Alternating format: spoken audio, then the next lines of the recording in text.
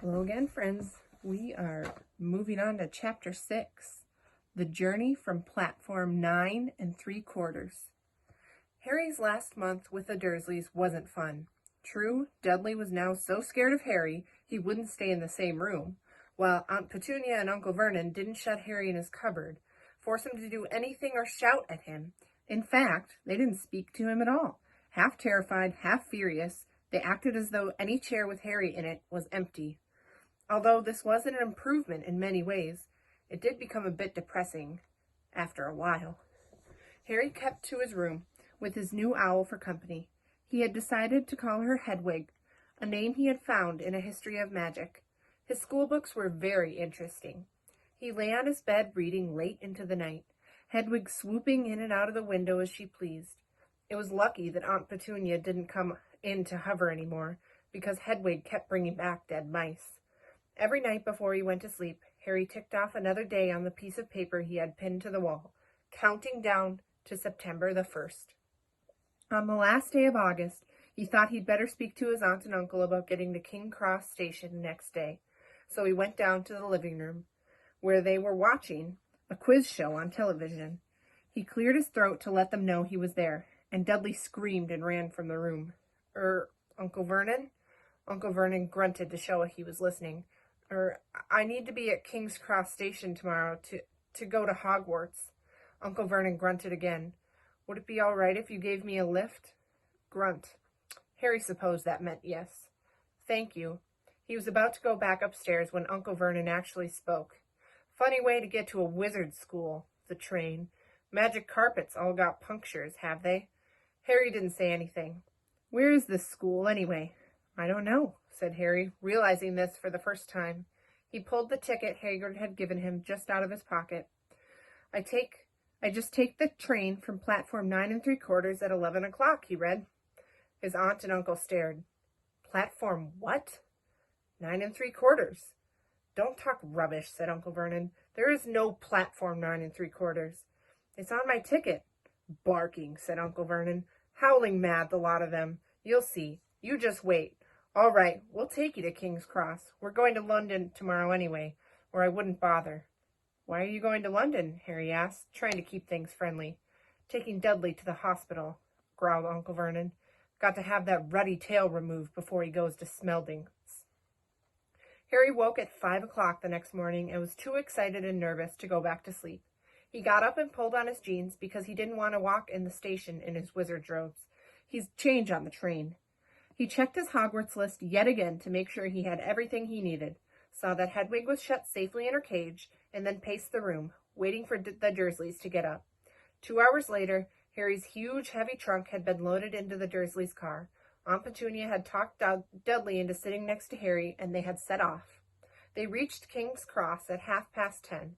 Uncle Vernon dumped Harry's trunk on to a trolley and wheeled it to the station for him. Harry thought this was strangely kind until Uncle Vernon stopped dead, facing the platforms with a nasty grin on his face. "Well, there you are, boy. Platform 9, platform 10. Your platform should be somewhere in the middle. But they don't seem to have it built yet, do they?" He was quite right, of course. There was a big plastic number 9 over one platform, and a big plastic number 10 over the next one. In the middle, nothing at all. "Have a good term," said Uncle Vernon with an even nastier smile. He left without another word. Harry turned and saw the Dursleys drive away. All 3 of them were laughing. Harry's mouth went rather dry. What on earth was he going to do? He was starting to attract a lot of funny looks, because of Hedwig. He'd have to ask someone. He stopped a passing guard, but didn't dare mention platform 9 3/4. The guard had never heard of Hogwarts, and when Harry couldn't even tell him what part of the country it was in, he started to get annoyed, as though Harry was being stupid on purpose. Getting desperate, Harry asked for the train that left at 11 o'clock, but the guard said there wasn't one. In the end, the guard strode away, muttering about time wasters. Harry was now trying hard not to panic. According to the large clock over the arrivals board, he had 10 minutes left to get on the train to Hogwarts, and he had no idea how to do it. He was stranded in the middle of a station, with a trunk he could hardly lift, a pocket full of wizard money, and a large owl. Hagrid must have forgotten to tell him something you had to do, like tapping the third brick on the left to get into Diagon Alley. He wondered if he should get out his wand and start tapping on the ticket box between platforms 9 and 10. At that moment, a group of people passed just behind him, and he caught a few words of what they were saying. Packed with muggles, of course. Harry swung around. The speaker was a plump woman who was talking to 4 boys, all with flaming red hair. Each of them was pushing a trunk like Harry's in front of him, and they had an owl. Heart-hammering, Harry pushed his trolley after them.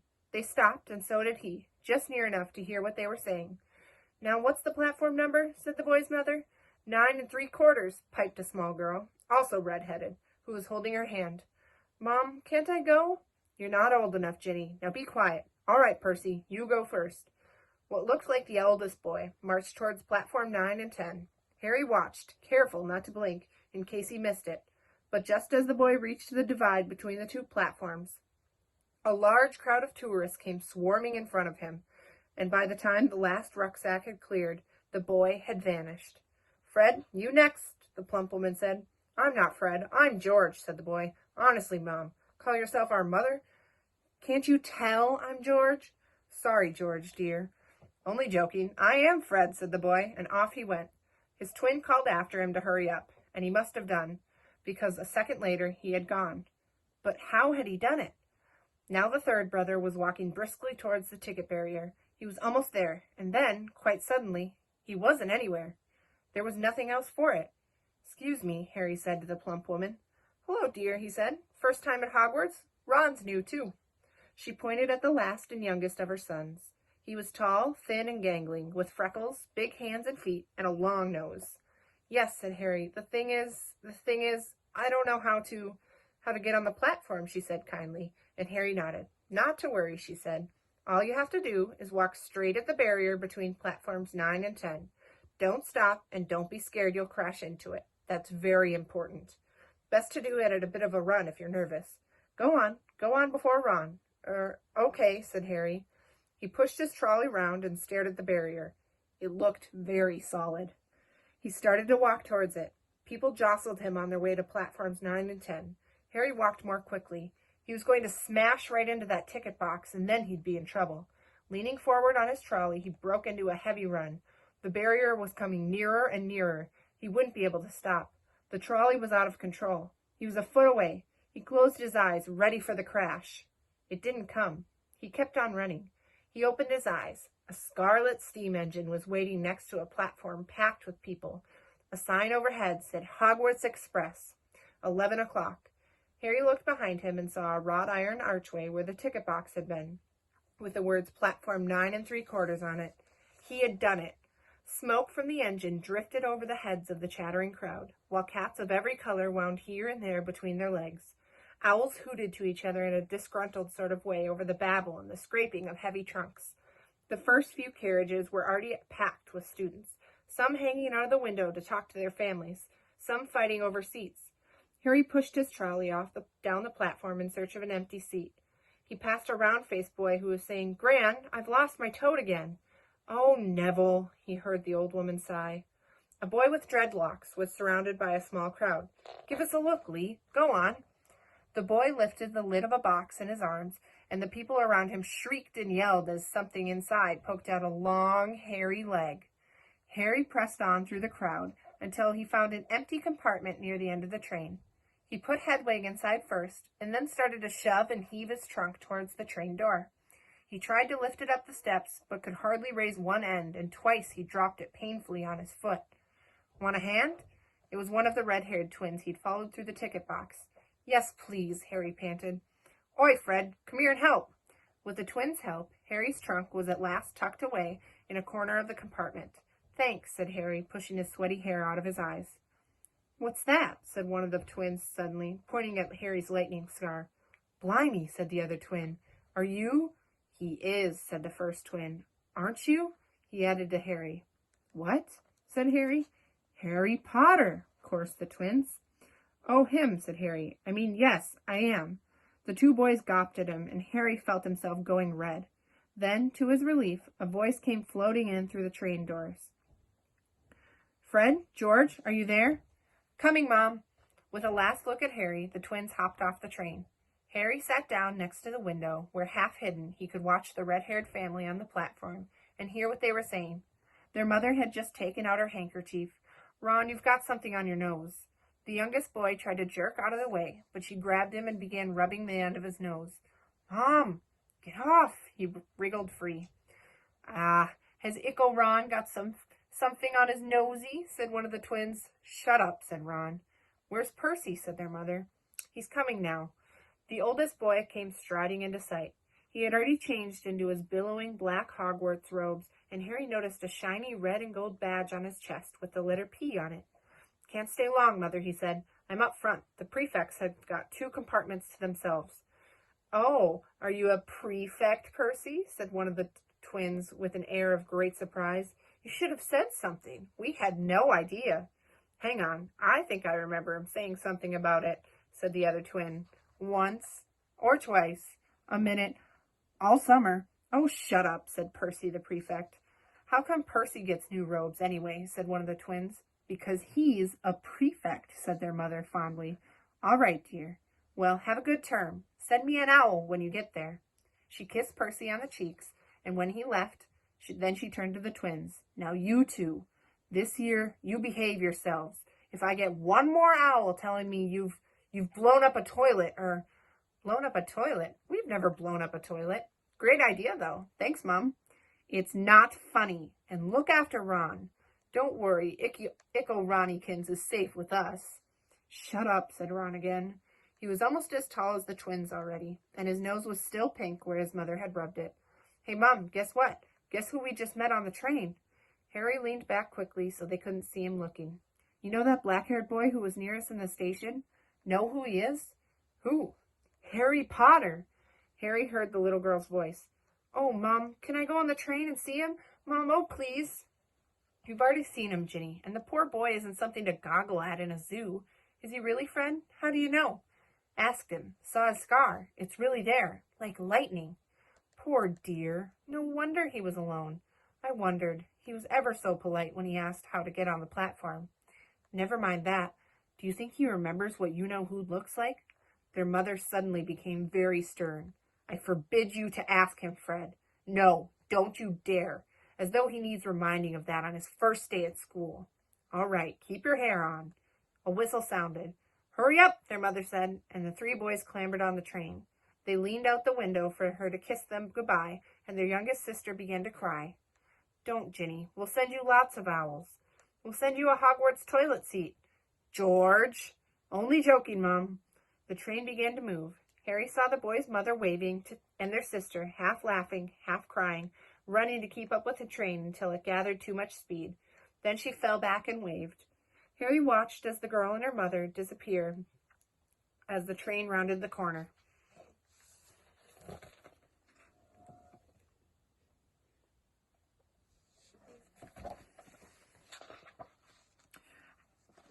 Houses flashed past the window. Harry felt a great leap of excitement. He didn't know what he was going to do, but it had to be better than what he was leaving behind. The door of the compartment slid open, and the youngest red-headed boy came in. "Anyone sitting here?" he asked, pointing at the seat opposite Harry. "Everywhere else is full." Harry shook his head, and the boy sat down. He glanced at Harry and then looked quickly out of the window, pretending he hadn't looked. Harry saw he still had a black mark on his nose. "Hey, Ron," the twins were back. "Listen, we're going down the middle of the train. Lee Jordan's got a giant tarantula down there." "Right," mumbled Ron. "Harry," said the other twin, "did we introduce ourselves? Fred and George Weasley, and this is Ron, our brother." "See you later, then." "Bye," said Harry and Ron. The twins slid the compartment door shut behind them. "Are you really Harry Potter?" Ron blurted out. Harry nodded. "Oh, well, I thought it might be one of Fred and George's jokes," said Ron. "And have you really got, you know?" He pointed at Harry's forehead. Harry pulled back his fringe to show the lightning scar. Ron stared. "So that's where you-know-who?" "Yes," said Harry, "but I can't remember it." "Nothing?" said Ron eagerly. "Well, I remember a lot of green light, but nothing else." "Wow," said Ron. He sat and stared at Harry for a few moments. Then, as though he had suddenly realized what he was doing, He looked quickly out of the window again. Are all your family wizards? Asked Harry, who found Ron just as interesting as Ron found him. Yes, I think so, said Ron. I think Mum's got a second cousin who's an accountant, but we never talk about him. So you must know loads of magic already. The Weasleys were clearly one of those old wizarding families the Pale Boy and Diagon Alley had talked about. I heard you went to live with Muggles, said Ron. What are they like? Horrible. Well, not all of them. My aunt and uncle and cousin are, though. Wish I'd had 3 wizard brothers. 5, said Ron. For some reason, he was looking gloomily. I'm the 6th in our family to go to Hogwarts. You could say I've got a lot to live up to. Bill and Charlie have already left. Bill was head boy, and Charlie was captain of Quidditch. Now Percy's a prefect. Fred and George mess around a lot, but they still get really good marks. And everyone thinks they're really funny. Everyone expects me to do as well as the others. But if I do, it's no big deal, because they did it first. You never get anything new either, with 5 brothers. I've got Bill's old robes, Charlie's old wand, and Percy's old rat. Ron reached inside his jacket and pulled out a fat, gray rat, which was asleep. His name's Scabbers, and he's useless. He hardly ever wakes up. Percy got an owl from my dad for being a prefect, but they couldn't... I got Scabbers instead. Ron's ears went pink. He seemed to think he'd said too much, because he went back to staring out of the window. Harry didn't think there was anything wrong with not being able to afford an owl. After all, he'd never had any money in his life until a month ago, and he told Ron so. All about having to wear Dudley's old clothes and never getting proper birthday presents. This seemed to cheer Ron up.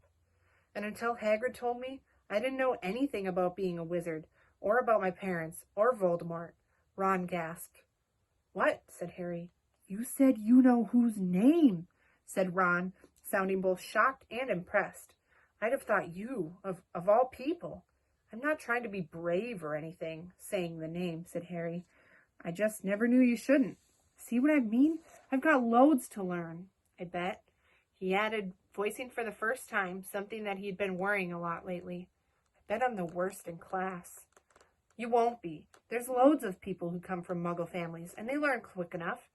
While they had been talking, the train had carried them out of London. Now they were speeding past fields full of cows and sheep. They were quiet for a time, watching the fields and lanes flick past. Around 12:30, there was a great clattering outside in the corridor, and a smiling, dimpled woman slid back their door and said, "Anything off the trolley, dears?" Harry, who hadn't had any breakfast, leapt to his feet. But Ron's ears went pink again, and he muttered that he'd brought sandwiches. Harry went into the corridor. He had never had any money for sweets with the Dursleys, and now that he had pockets rattling with gold and silver, he was ready to buy as many Mars bars as he could. But the women didn't have Mars bars. But what she did have were Bertie Bott's every flavor beans, Drubel's best blowing gum, chocolate frogs, pumpkin pasties, cauldron cakes, licorice wands, and a number of other strange things Harry had never seen in his life. Not wanting to miss anything, he got some of everything, and paid the woman 11 silver sickles and 7 bronze nuts. Ron stared at Harry as Harry brought it all back into the compartment and tipped it onto an empty seat. Hungry, are you? Starving, said Harry, taking a large bite out of a pumpkin pasty. Ron had taken out a lumpy package and unwrapped it. There were 4 sandwiches in there. He pulled one of them apart and said, "She always forgets I don't like corned beef." "Swap you for one of these," said Harry, holding up a pasty. "Go on." "You don't want this. It's all dry," said Ron. "She hasn't got much time," he added quickly. With 5 of us." "Go on, have a pasty," said Harry, who had never had anything to share before, or indeed, anyone to share it with. It was a nice feeling, sitting here with Ron. Eating their way through all Harry's pasties and cakes, the sandwiches lay forgotten. "What are these?" Harry asked Ron, holding up a pack of chocolate frogs. "They're not really frogs, are they?" He was starting to feel that nothing would surprise him. "No," said Ron. "But see what the card is? I'm missing Agrippa." "What?" "Oh, of course you wouldn't know. Chocolate frogs have cards inside them, to collect. Famous witches and wizards. I've got about 500, but I haven't got Agrippa or Ptolemy." Harry unwrapped his chocolate frog and picked up the card. It showed a man's face. He wore half-moon glasses and a long, crooked nose and flowing silver hair, beard and mustache.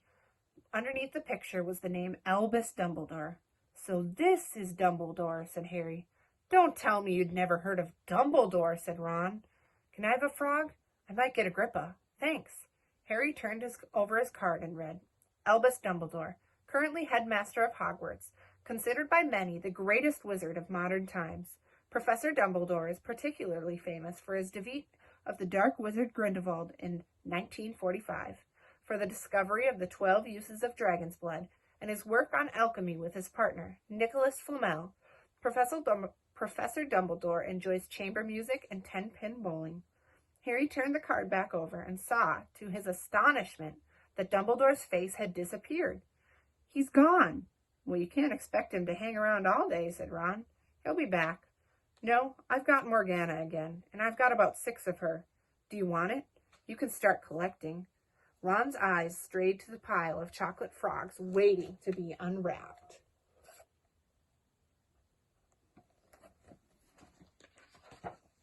"Help yourself," said Harry. "But in, the Muggle world, people just stay in photos. Do they?" "What? They don't move at all?" Ron sounded amazed. "Weird." Harry stared as Dumbledore sidled back into the picture on his card and gave him a small smile. Ron was more interested in eating the frogs than looking at the famous witches and wizard cards, but Harry couldn't keep his eyes off them. Soon he had not only Dumbledore and Morgana, but Hengist of Woodcroft, Albrecht Grunion, Circe, Paracelsus, and Merlin. He finally tore his eyes away from the druidess Cleodna, who was scratching her nose to open a bag of Bertie Bott's every flavor beans. "You might want to be careful with those," Ron warned Harry. "When they say every flavor, they mean every flavor. You get all the ordinary ones like chocolate and peppermint and marmalade, but then you get spinach and liver and tripe. George reckons he had a bogey-flavored one once." Ron picked up a green bean, looked at it carefully, and bit into a corner. "Ugh, see? Sprouts." They had a good time eating the every-flavored beans. Harry got toast, coconut, baked bean, strawberry, curry, grass, coffee, sardine, and was even brave enough to nibble on the end of a funny gray one Ron wouldn't touch, which turned out to be pepper. The countryside now, flying past out the window, was becoming wilder. The neat fields had gone. Now there were woods, twisting rivers, and dark green hills. There was a knock on the door of their compartment, and the round-faced boy Harry had passed on the platform 9 3/4 came in. He looked tearful. "Sorry," he said, "but have you seen a toad at all?" When they shook their heads, he wailed, "I've lost him. He keeps getting away from me." "He'll turn up," said Harry. "Yes," said the boy miserably. "Well, if you see him." He left. "Don't know why he's so bothered," said Ron. "If I brought a toad, I'd lose it as quick as I could. Mind you, I brought scabbards, so I can't talk." The rat was still snoozing on Ron's lap. "He might have died and you wouldn't know the difference," said Ron in disgust. "I tried to turn him yellow yesterday to make him more interesting, but the spell didn't work. I'll show you. Look." He rummaged around in his trunk and pulled out a very battered-looking wand. It was chipped in places and something white was glinting at the end. Unicorn hairs nearly poking out. Anyway, he had just raised his wand when the compartment door slid open again. The toadless boy was back, but this time he had a girl with him. She was already wearing her new Hogwarts robes. "Has anyone seen a toad? Neville's lost one," she said. She had a bossy sort of voice, lots of bushy brown hair, and rather large front teeth. "We've already told him we haven't seen it," said Ron, but the girl wasn't listening. She was looking at the wand in his hand. "Oh, are you doing magic? Let's see it then." She sat down. Ron looked taken aback. All right." He cleared his throat. "Sunshines, daisies, buttermellow, turn this stupid fat rat yellow." He waved his wand, but nothing happened. Scabbers stayed gray and fast asleep. "Are you sure that's a real spell?" said the girl. "Well, it's not very good, is it? I've tried a few simple spells just for practice, and it's all worked for me. Nobody in my family's magic at all. It was ever such a surprise when I got my letter, but I was, of course, ever so pleased. I mean, it's the very best school of witchcraft there is. I've learned all our set books. Off by heart, of course. I just hope it will be enough. I'm Hermione Granger, by the way. Who are you?" She said all this very fast. Harry looked at Ron and was relieved to see by his stunned face that he hadn't learnt all the set-off books by heart either. "I'm Ron Weasley," Ron muttered. "Harry Potter," said Harry.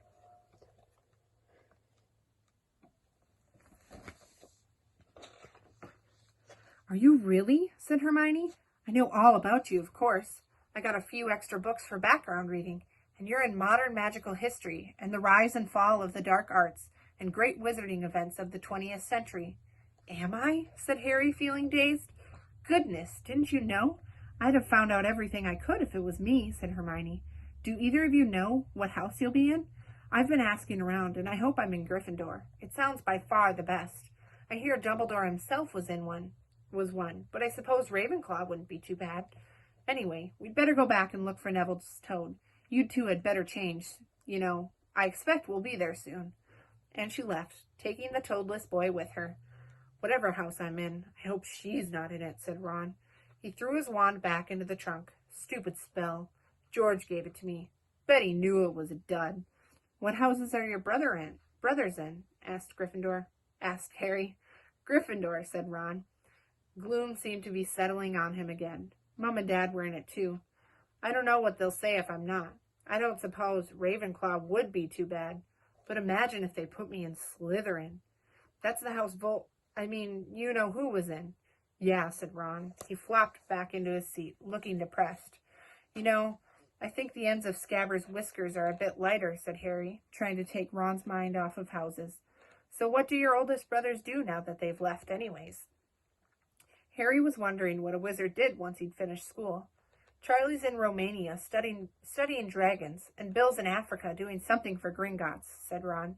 "Did you hear about Gringotts? It's been all over the Daily Prophet, but I don't suppose you get that with the Muggles. Someone tried to rob a high-security vault." Harry stared. "Really? What happened to them?" "Nothing. That's why it's such big news. They haven't been caught. My dad said it must have been a powerful dark wizard to get round Gringotts, but they don't think they took anything. That's what's odd. Of course, everyone gets scared when something like this happens, in case you know who's behind it." Harry turned this news over in his mind. He was starting to get a prickle of fear every time "you know who" was mentioned. He supposed this was all part of entering the magical world, but it had been a lot more comfortable saying Voldemort without worrying. "What's your Quidditch team?" Ron asked. I don't know any," Harry confessed. "What?" Ron looked dumbfounded. "Oh, you wait. It's the best game in the world." And he was off, explaining all about the 4 balls and the positions of the 7 players, describing famous games he'd been to with his brothers and the broomstick he'd like to get if he had the money. He was just taking Harry through the finer points of the game when the compartment door slid open yet again. But it wasn't Neville, the toadless boy, or Hermione Granger this time. 3 boys entered, and Harry recognized the middle one at once. It was the pale boy from Madame Malkin's robe shop. He was looking at Harry with a lot more interest than he'd shown back in Diagon Alley. "Is it true?" he said. "They're saying all down the train that Harry Potter's in this compartment. So it's you, is it?" "Yes," said Harry. He was looking at the other boys. Both of them were thick-set and looked extremely mean. Standing either side of the boy, they looked like bodyguards. "Oh, this is Crabbe and this is Goyle," said the pale boy carelessly, noticing where Harry was looking. "And my name's Malfoy. Draco Malfoy." Ron gave a slight cough, which might have been hiding a snigger.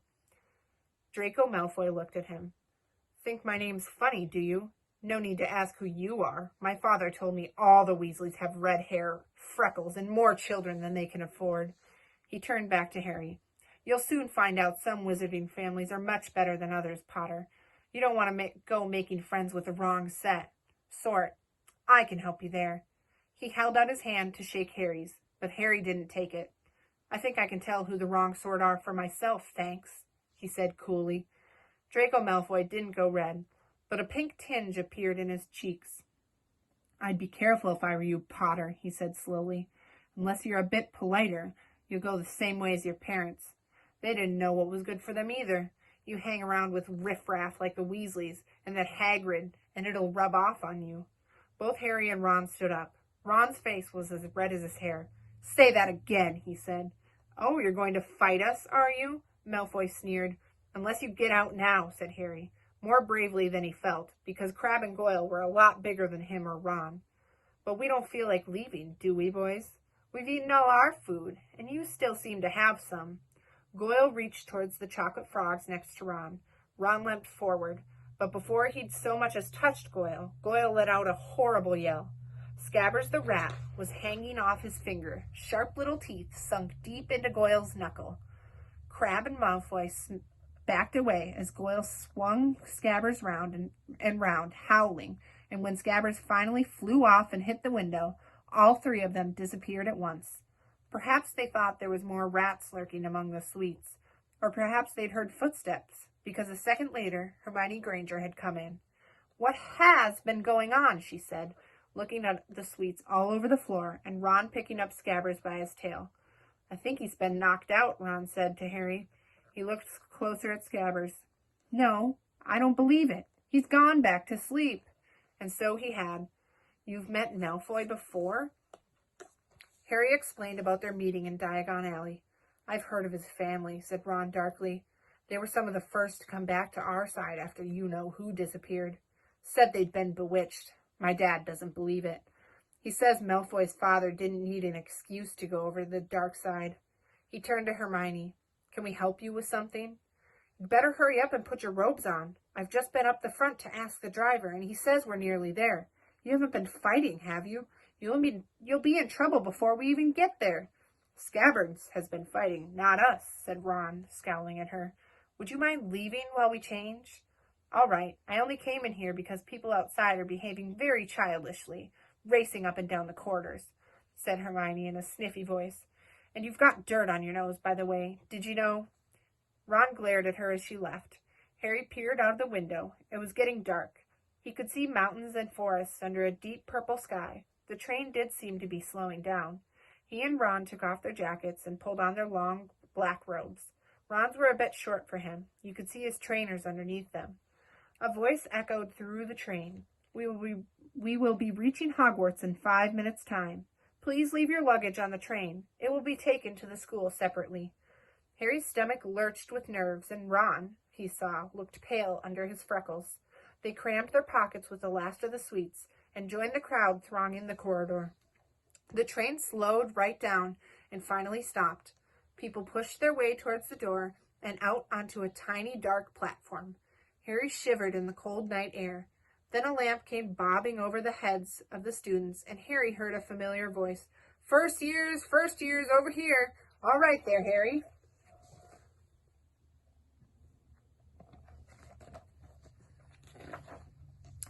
Hagrid's big, hairy face beamed over the sea of heads. "Come on, follow me. Any more first years? Mind your step now. First years, follow me." Slipping and stumbling, they followed Hagrid down what seemed to be a steep, narrow path. It was so dark either side of them that Harry thought there must be thick trees there.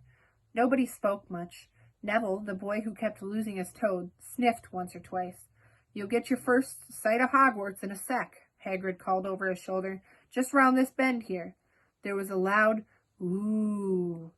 The narrow path had opened suddenly out onto the edge of a great black lake. Perched atop a high mountain on the other side, its windows sparkling in the starry sky, was a vast castle with many turrets and towers. "No more'n 4 to a boat," Hagrid called, pointing to a fleet of little boats sitting in the water by the shore.